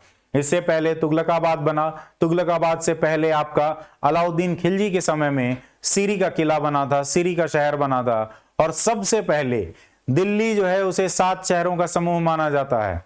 सबसे पहला शहर जो दिल्ली में बनाया गया था वो राय पिथौरा या राय पिथौरा का किला आपके पृथ्वीराज चौहान ने बनवाया था। उसके बाद सीरी का किला जो है वो आपके कुतुबुद्दीन ऐबक ने राय पिथौरा के किले से ही अपना प्रशासन जो है उसको शुरुआत की थी। इल्तुतमिश ने भी वहीं से प्रशासन चलाया था। और आपका उसके बाद जो किला बनाया गया है वो सीरी का किला बनाया गया है, और सीरी का किला अलाउद्दीन खिलजी ने बनाया है। तुगलकाबाद का शहर जो है वह आपके गयासुद्दीन तुगलक ने बनाया है, और जहांपना का शहर जो है वह बनाया गया है मोहम्मद बिन तुगलक के द्वारा। इसके अलावा जैसा कि मैं आपको कह रहा था कि कृषि से संबंधित सुधार किए गए हैं। दीवाने कोही जो कि आपका एग्रीकल्चरल डिपार्टमेंट है उसको बनाया गया है। इसका मुख्य काम हुआ करता था कृषि का क्षेत्र विस्तार करना, बंजर जमीनों पर या फिर जहां कृषि नहीं होती है उन जमीनों पर कृषि का विस्तार करना इसका महत्वपूर्ण काम हुआ करता था। और इसके लिए सोंदर और टक्कावी जैसे ऋण जो है उसकी भी शुरुआत की गई है मोहम्मद बिन तुगलक के द्वारा। और इसी के समय में धीरे धीरे इसके अभियानों के कारण विजयनगर, बहमनी और मदुरई के जो किंगडम्स हैं उनका इमरजेंस होता है, और ये लोग स्वतंत्रता जो है, अपनी स्वायत्तता जो है उसको अपनाते हैं। अंत में हम आ जाते हैं फिरोज शाह तुगलक के पास। फिरोज शाह तुगलक जो है उसने मलिक मकबूल को अपना प्राइम मिनिस्टर बनाया और उसे खान ए जोहान की उपाधि जो है उससे नवाजा। अगर हम इसके कंट्रीब्यूशन की बात करें तो कुतुब मीनार के बारे में हम बात कर चुके हैं। इसके अलावा दीवाने खैरात चैरिटी के लिए इसने नया डिपार्टमेंट बनाया था। पब्लिक वर्क्स के लिए इसने नया डिपार्टमेंट बनाया था। दीवाने बंदागन जो आपका स्लेव डिपार्टमेंट हुआ करता था, स्लेव्स, इसके पास 1,80,000 गुलाम हुआ करते थे, और इस 1,80,000 गुलामों के लिए उसने एक अलग विभाग बना दिया, दीवाने बंदागन। इसके अलावा यहां पर दिल्ली में आपको दारुल शिफा बीमारिस्तान या शिफा खाना नाम से अस्पताल भी बनाया गया था गरीबों के लिए, जो कि एक मुफ्त अस्पताल था। और जैसा कि हमने बात की, इक्तेदारी व्यवस्था और सैनिकों की पद जो है उसको वंशानुगत बनाने का काम जो है फिरोज शाह तुगलक ने किया था अपने समय में। इसके अलावा इसने कई सारे शहरों का निर्माण करवाया अपने कार्यकाल में। फिरोजाबाद, हिसार, जौनपुर, ये सारे शहरों का निर्माण फिरोज शाह तुगलक के समय में ही करवाया गया है। और शरिया, उलेमाओं को शांत करने के लिए, पैसिफाई करने के लिए इसने शरिया के आधार पर सिर्फ 4 जो टैक्स है वो लगा कर रखा था। खराज, जजिया गैर मुसलमानों पे लगने वाला टैक्स था, खराज जो है वो आपका भूमि पर लगने वाला टैक्स था, ज़कात जो है वो सिर्फ मुसलमानों के लिए टैक्स था जो कि चैरिटी था, आपको कुछ हिस्सा अपनी आय का चैरिटी के लिए देना पड़ता था, और खाम, ये सारे टैक्स जो हैं वो इसके समय में लगाए गए थे। इससे पहले भी चल रहे थे, लेकिन शरिया से संबंधित जितने भी टैक्स थे उन्हीं को रखा गया, बाकी सबको हटा दिया गया था। गैर शरिया का टैक्स जो है वो सिर्फ आपका एक शर्ब या हक ए शर्ब था, जो कि इरिगेशन या सिंचाई का टैक्स था। और इसके साथ साथ फिरोज शाह तुगलक ने औरतों को मस्जिदों में जाना जो है प्रतिबंधित कर दिया, वहां जाकर पूजा करना प्रतिबंधित कर दिया फिरोज शाह तुगलक ने। इसके समय में यह विभिन्न तरह की घटनाएं या महत्वपूर्ण बदलाव देखने को मिले हैं फिरोज शाह तुगलक के समय में। आगे बढ़ते हैं। सैयद वंश के संदर्भ में निम्नलिखित कथनों पर विचार करें। खिज्र खान राजवंश के संस्थापक माने जाते हैं, बिल्कुल सही बात है। खिज्र खान सैयद जो है पहले संस्थापक थे। हालांकि यह ध्यान रखना है कि इन्होंने कभी भी जो है सुल्तान की उपाधि जो है ग्रहण नहीं की। इन्होंने तैमूर के नाम पे, तैमूर के बेटे शाहरुख के नाम पे अपना शासन चलाया था, उसका गवर्नर बन के। ठीक है, उसने कभी भी सुल्तान की उपाधि धारण नहीं की। अभी मैंने कहा यह बिल्कुल सही है। मोहम्मद शाह इस वंश के एक अन्य शासक हैं, यह भी बिल्कुल सही है। ऊपर दिए गए कथनों में से कौन सा कथन सही है? तो आपका तीनों कथन, ऑल ऑफ दीज सही उत्तर है। अगर हम सैयद वंश और उसके शासकों की बात करें तो सबसे पहले खिज्र खान सैयद, यह सबसे महत्वपूर्ण शासक है। 1414 से 1421 तक इसका कार्यकाल रहा है, और इसने अपने आप को कभी सुल्तान की उपाधि नहीं दी। इसने सिर्फ रैयत-ए-आला इस उपाधि को ग्रहण किया था, और सुल्तान जो है तैमूर के नाम पे, तैमूर के शासन, तैमूर के उत्तराधिकारी शाहरुख के नाम पे इसने शासन चलाया, उसका गवर्नर बन के रहा। फिरोज शाह तुगलक के समय में यह मुल्तान का गवर्नर हुआ करता था, और तैमूर के नाम पे इसने दिल्ली सल्तनत को चलाया है अपने 7 साल के कार्यकाल में।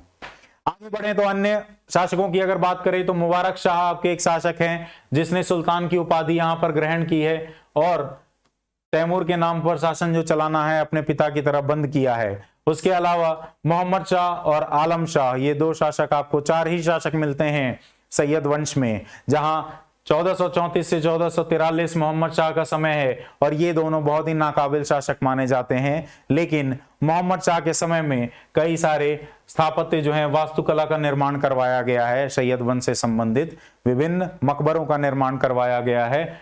मोहम्मद शाह ने अपने मकबरे का निर्माण भी अपने ही कार्यकाल में करवाया है। आलम शाह का कार्यकाल अंतिम रूलर है ये आपके सैयद वंश का, जिसको लोदी वंश के संस्थापक बहलुल लोदी ने सत्ता से हटाकर अपनी सत्ता को स्थापित किया है। आगे बढ़ते हैं, अगले सवाल की तरफ चलते हैं। लोदी वंश के संदर्भ में निम्नलिखित कथनों पर विचार करें। यह एक अफगान राजवंश था, यह बिल्कुल सही बात है। आपको यह ध्यान रखना है कि यहां पर जितने भी वंश आपने अभी तक पढ़े हैं वो सारे तुर्क वंश हैं, सारे तुर्की इस्लाम हैं, इस्लाम के अनुयायी हैं, जबकि यह आपका इकलौता लोदी वंश है जो एक अफगान राजवंश है। संस्थापक बहलुल लोदी ने अफगान सरदारों का समर्थन हासिल करने के लिए खुद को अपने आमीरों के बराबर घोषित कर दिया, यह भी बिल्कुल सही है। यहां पर सुल्तान भले ही सुल्तान था, लेकिन वह अपने मंत्रिमंडल, अपने अफगान सरदारों के साथ बराबर के ऊंचाई पर बैठता था। उसने कभी, बहलुल लोदी ने कभी भी गद्दी पर बैठने का काम नहीं किया।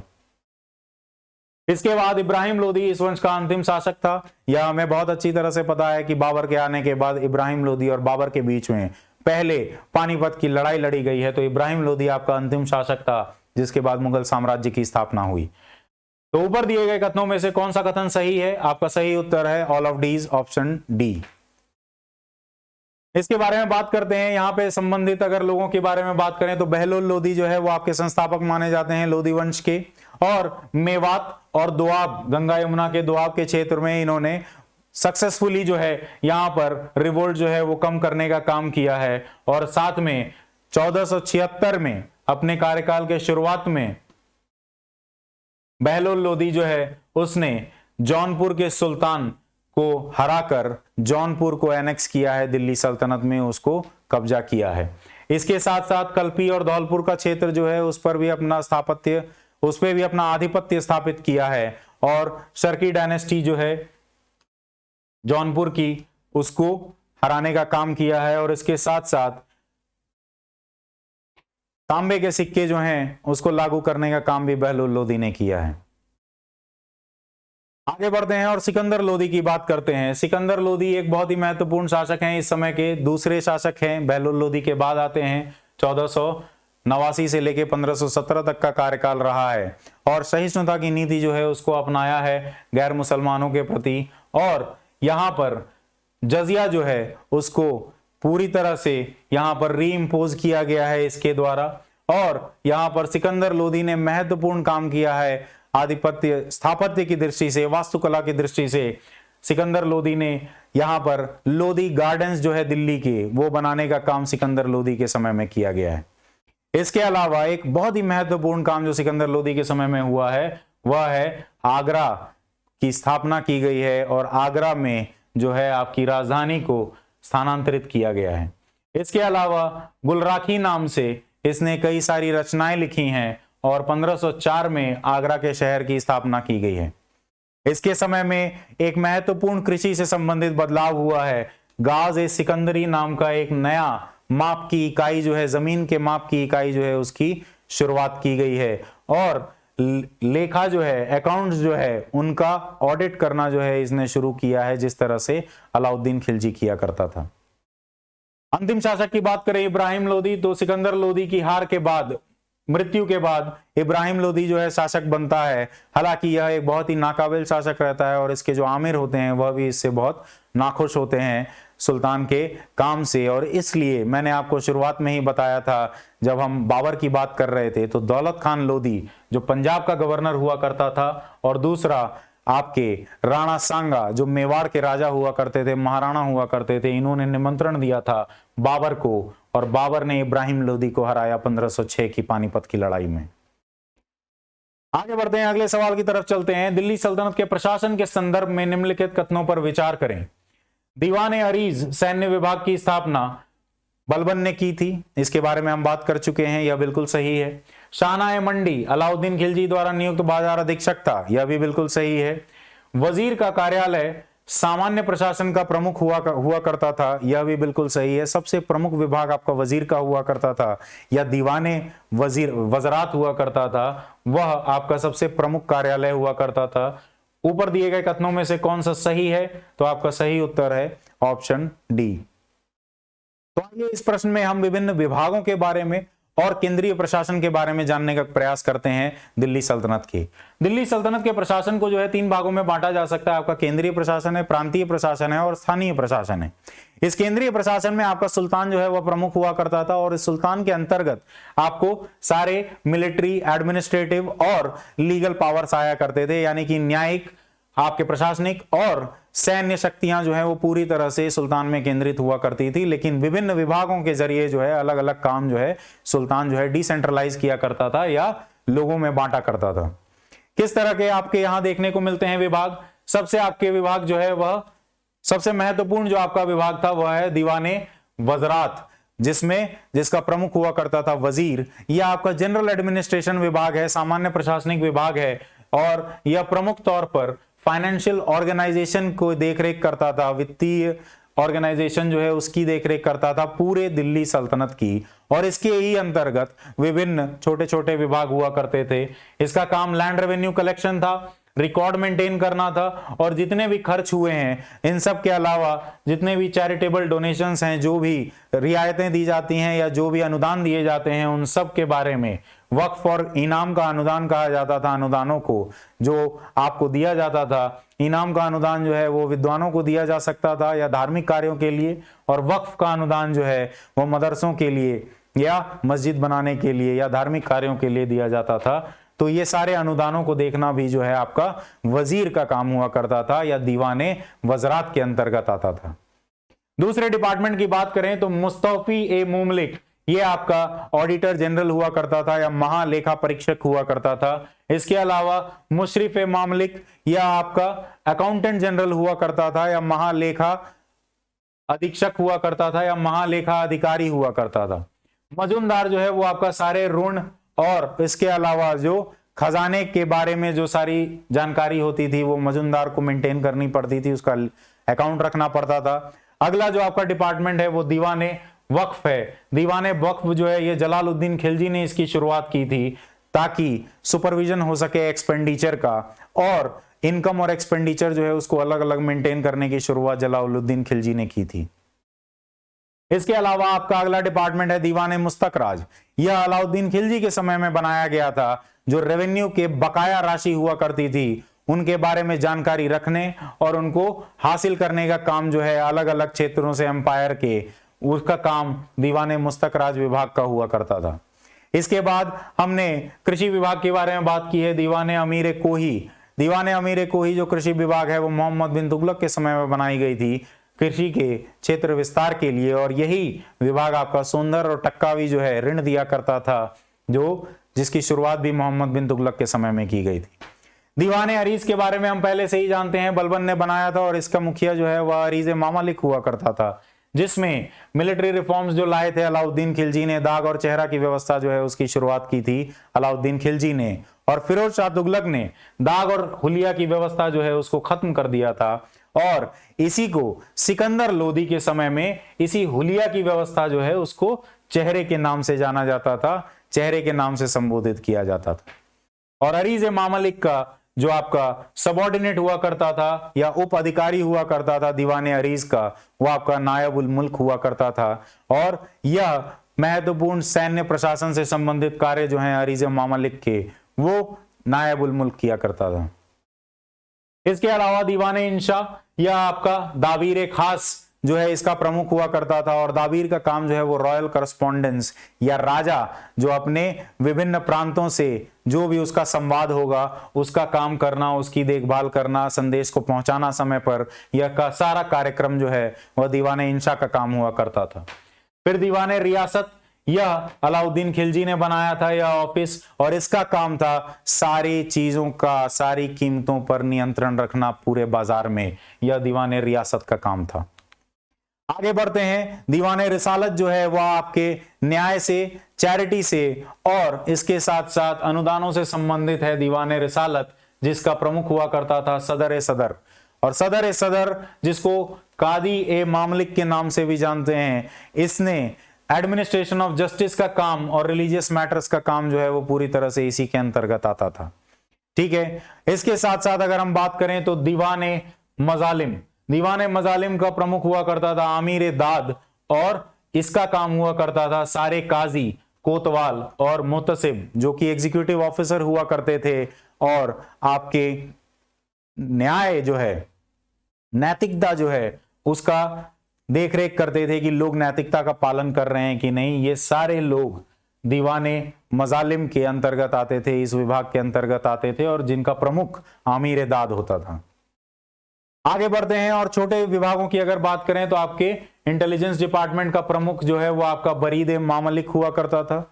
इसके अलावा जो आपका शाही महल है उसका आपका प्रमुख हुआ करता था वकील दार।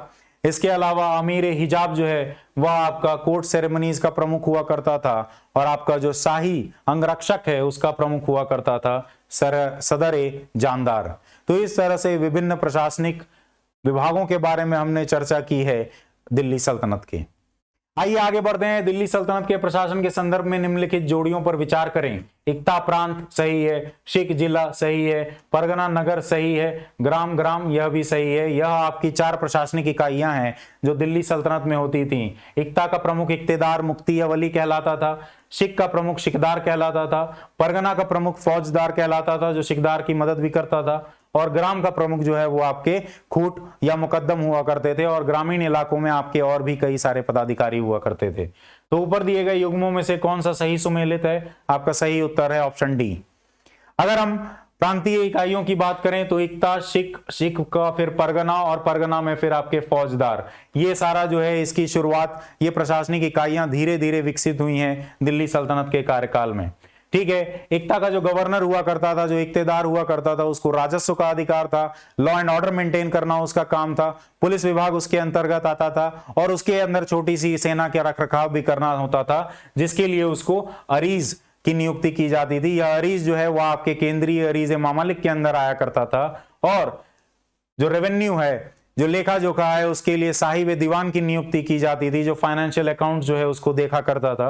और इसके अंदर आपके करकुन और मुस्तरिफ, ये दो अधिकारी साहिब दीवान जो है उसकी मदद किया करते थे आपकी प्रांतीय प्रशासन में। स्थानीय प्रशासन की बात करें तो स्थानीय प्रशासन में आपके गांव में मुकद्दम और खूट जो है वो आपके विलेज हेडमैन हुआ करते थे, प्रमुख हुआ करते थे। पटवारी जो है वो आपका गांव का अकाउंटेंट हुआ करता था। इसके अलावा चौधरी जो है वह भी एक इंपॉर्टेंट ऑफिशियल हुआ करता था, क्योंकि वह एक बड़ा जमींदार हुआ करता था गांव का, और लैंड रेवेन्यू कलेक्शन का काम जो है वह चौधरी किया करता था। इसके अलावा मुस्तरिफ और अमील जो है रेवेन्यू कलेक्शन का काम करते थे, और कारकुन जो है वो अकाउंटेंट हुआ करते थे गांव में। गांव और परगना, इन दोनों में इस तरह के अधिकारी जो हैं दोनों जगह पाए जाते थे। आगे बढ़ते हैं, दिल्ली सल्तनत के वास्तुकला के संदर्भ में निम्नलिखित युग्मों पर विचार करें। कुतुब मीनार कुतुबुद्दीन ऐबक ने बनवाया था, बिल्कुल सही है। हौज अलाई अलाउद्दीन खिलजी ने बनवाया था, बिल्कुल सही है। हौज शमशी, ये एक पानी का तालाब है, इसको बनाया था इल्तुतमिश ने, यह भी सही है। जहांपना शहर जो है मोहम्मद बिन तुगलक ने बनाया था, इसके बारे में हमने बात की। लोधी गार्डन के बारे में भी हमने बात की है, सिकंदर लोधी के समय इसकी स्थापना की गई थी। तो ऊपर दिए गए जोड़ों में से कौन सा गलत सुमेलित है? तो आपका सही उत्तर है option D, none of these. Art and architecture की बात करें तो कुतुब मीनार के बारे में हमने सारी बातें की है। यहां पर 73 मीटर की ऊंचाई का यह सबसे ऊंचा स्टोन टावर है इंडिया में, जिसकी शुरुआत कुतुबुद्दीन ऐबक ने की थी। इल्तुतमिश ने उसको समाप्त किया, और आज का जो ढांचा है वह आपका फिरोज शाह तुगलक के समय में बनाया गया था, और यह आपकी एक विश्व धरोहर है, आपका वर्ल्ड हेरिटेज साइट है यूनेस्को का, जिसको ग्रे और रेड कलर के सैंडस्टोन से बनाया गया है। इसके अलावा कुतुबुद्दीन ऐबक ने 2.5 दिन का झोपड़ा भी राजस्थान में बनवाया था, अजमेर में, जहां पर शारदा मंदिर जो है उसको हटाकर इस 2.5 दिन के झोपड़े को बनवाया गया था। येलो लाइमस्टोन का इस्तेमाल किया गया है, और यहाँ कुरानों से लिखे हुए चीजों को जो है देखने को मिलता है। कुरानों में पाए जाने वाले दोहों का इस्तेमाल जो है यहाँ पर दीवारों पे किया गया है उसकी सजावट के लिए। इसके अलावा आगे बढ़ते हैं, कुव्वतुल इस्लाम मस्जिद जो है उसकी स्थापना भी आपके कुतुबुद्दीन ऐबक के समय में की गई है, 1193 से 1197 तक। और कुतुबुद्दीन ऐबक ने यहाँ इसे अपना प्रशासन जो है किला राय पिथौरा में ही चालू किया है। और कुव्वतुल इस्लाम मस्जिद जो है वो कुतुब मीनार परिसर है आपका दिल्ली के मेहरौली में, वहीं पे आपको ये मस्जिद मिलेगा। और इसे ब्राह्मण और हिंदू धर्म और जैन धर्म से संबंधित मंदिरों को गिराकर बनाया गया है। और यहाँ पर सिर्फ इन सारी चीजों का ही, यहाँ पर जो मलबा मिला उसको मलबा को ही इस्तेमाल करके दोबारा जो है मस्जिद की स्थापना की गई है। यहाँ इन्होंने सिर्फ अरबी चित्रकारी जो है, चित्रकारी नहीं बल्कि लिखावट जो है उसका इस्तेमाल किया है यहाँ के डेकोरेशन के लिए। अगर हम इल्तुतमिश की बात करें तो हौज शमशी जो है दिल्ली में, उसकी स्थापना 1229 में शमशी तालाब के नाम से भी जाना जाता है। ये वाटर स्टोरेज का रिजर्वॉयर है, इसे इल्तुतमिश ने बनवाया था अपने कार्यकाल में लाल बलुआ पत्थर से। और ऐसा माना जाता है कि इल्तुतमिश को पैगंबर मोहम्मद सपने में आकर उन्होंने कहा था कि इसे उसका निर्माण करवाना चाहिए, तब उसने इसका निर्माण करवाया था, और यह एक किले के रूप में बनाया गया है। इसके अलावा गंधक की बावली जो है वह 1231 में इल्तुतमिश के समय में बना था, और यह नसीरुद्दीन महमूद जो इल्तुतमिश का सबसे बड़ा बेटा था उसके रिमेन्स पर बनाया गया है। ग्रे ग्रेनाइट और लाल बलुआ पत्थर का इस्तेमाल किया गया है, और यहाँ भी इस्लामी लिखावट जो है उनके द्वारा डेकोरेशन करने का प्रयास किया गया है। ठीक है, आगे बढ़ते हैं। जामा मस्जिद शमसी उत्तर प्रदेश में भी इल्तुतमिश ने बनाया है 1233 ईस्वी में, और यह पर्शियन और अफगानी आर्किटेक्चर जो है उसका मिला जुला असर है। यहाँ पर लाल मार्बल और सफेद मार्बल का इस्तेमाल किया गया है। और इसके अलावा इल्तुतमिश का मकबरा जो है वह भी इस समय में बनाया गया एक महत्वपूर्ण आपका स्थापत्य है, वास्तुकला का एग्जाम्पल है। आगे बढ़ते हैं और हम बात करते हैं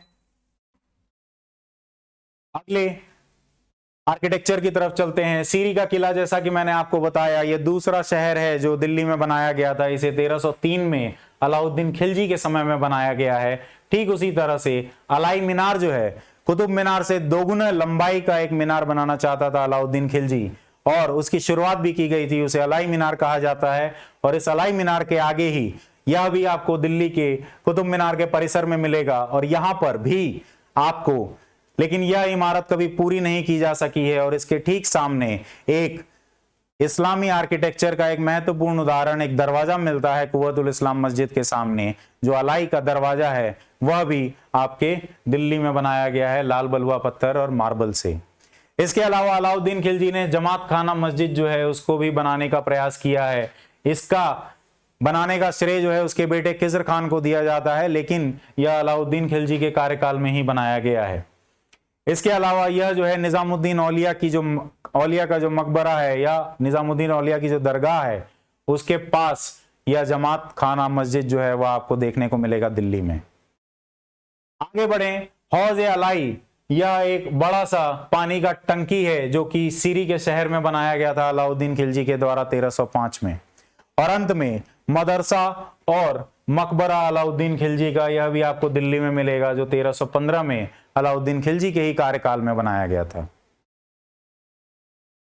आगे बढ़ते हैं, लोधी आर्किटेक्चर की बात करते हैं। तो लोधी आर्किटेक्चर में आप देख सकते हैं कि यहां पर इसे पठान स्टाइल भी कहा जाता है, क्योंकि ये लोग पठान थे, अफगानिस्तान के थे, और इन्होंने पहली बार दोहरे गुंबद को बनाने का काम किया है, जिसमें 2 लेयर हुआ करता था, एक अंदरूनी लेयर, एक बाहरी लेयर। और सिकंदर लोधी के समय में लोधी गार्डन जो कि दिल्ली में है, जहां पर सिकंदर लोधी, मोहम्मद शाह सैयद, इन सब का जहां पर मकबरा है, और शीश गुंबद यानी कि ग्लास डोम जहां पर मिलता है, ये सारी चीजें आपको लोधी गार्डन में मिलेंगी जो सिकंदर लोधी के समय में बनवाई गई हैं।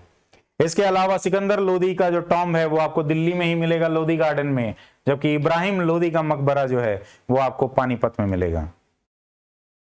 आगे बढ़ते हैं अगले सवाल की तरफ। दिल्ली सल्तनत के साहित्य के संदर्भ में निम्नलिखित युग्मों पर विचार करें। जवामी उल हिकायत, सादुद्दीन मोहम्मद औफी बुखारी, यह बिल्कुल सही है। तवाकत नासिरी, मिनाज सिराज, यह भी बिल्कुल सही है। ताजुल मासीर, हसन निजामी, यह भी बिल्कुल सही है। और तारीख मुबारक शाही, याया बिन अहमद बिन अब्दुल्ला सिरहिंदी, यह भी बिल्कुल सही है। ये चारों युग्म जो है वो सही सुमेलित हैं, तो आपका सही उत्तर है ऑप्शन डी।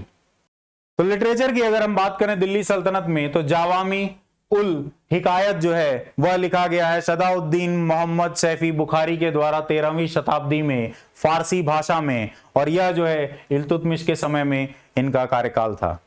इसके अलावा मिनाज और सिराज ने, एक महत्वपूर्ण इतिहासकार हैं, इस समय के समकालीन इतिहासकार हैं, उन्होंने तवाकत ए नसीरी लिखा है, और यह पहले 50 साल जो है गुलाम वंश और दिल्ली सल्तनत के इतिहास को बताता है।